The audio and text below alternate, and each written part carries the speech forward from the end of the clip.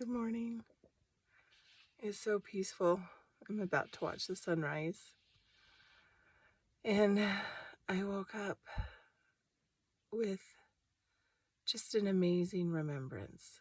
I think a lot of what we do, we label as a discovery or, a gift or whatever it is. But truly, it is just remembering.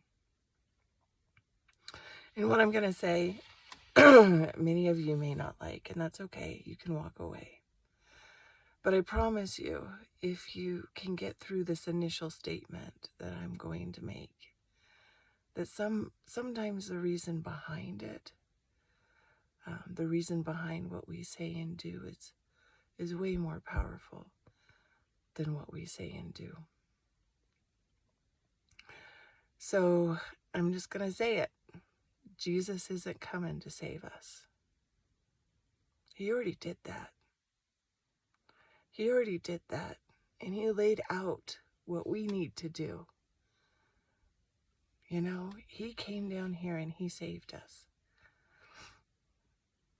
And he said, everything that I can do, you can do also.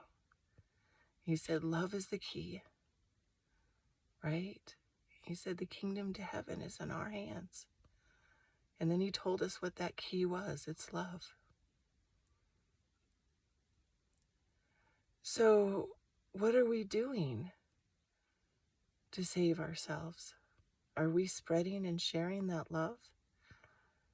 Are we spreading and sharing that love with ourselves?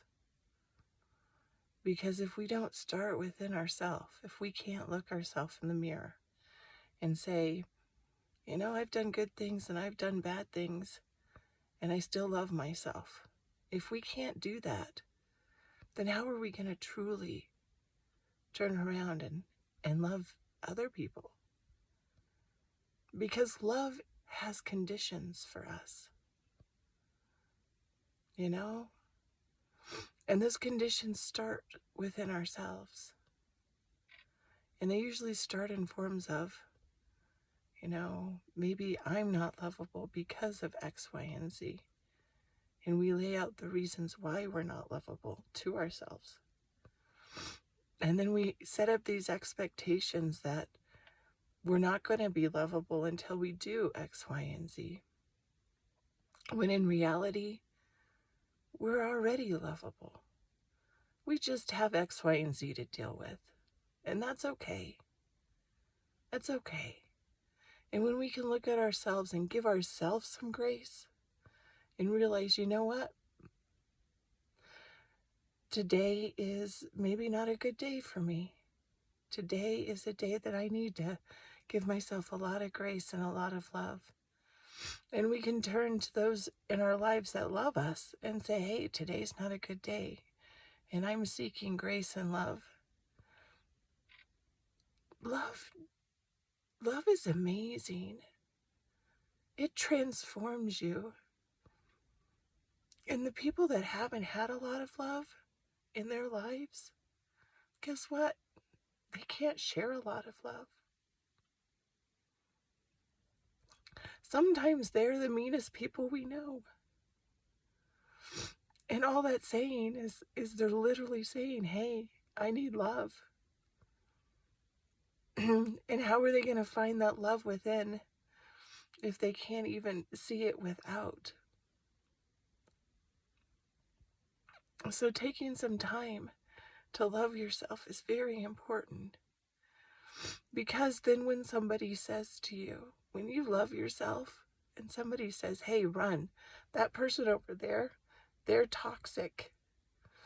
You turn and you run to them, because you understand that word toxic means they don't have the love.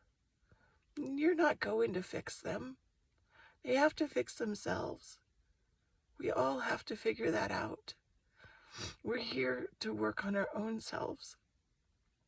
And then once we start to see it, then we can start to give it. Once we can start to receive it, then we can start to give it. And loving somebody isn't saying The problems and the issues that you're dealing with is okay. It's saying, I'm going to love you regardless of the problems and the issues that you're dealing with. Because in each one of us is the light of God. We have the light of God in us. And Jesus, so many thousands of years ago, tried to share that with us. And we weren't getting it. Even today, we're barely getting it.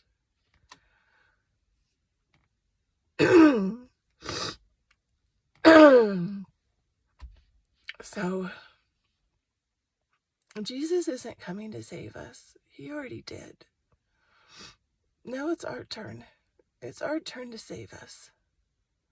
It's our turn to look at each other and say, how can I love you today? What is the best way I can love you? Sometimes it's hard love. Sometimes it's kind and gentle love. But we've got to start loving each other. I love you. I love you when no one else will.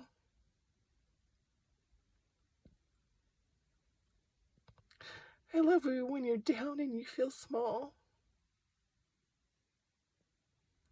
And I love you when you can stand so proud and tall. I love you through the thick and thin. My love has no end. And when everybody runs away from you, I'll be running towards you. And I won't be alone. Because there's many of us who are starting to realize this is the way we get home.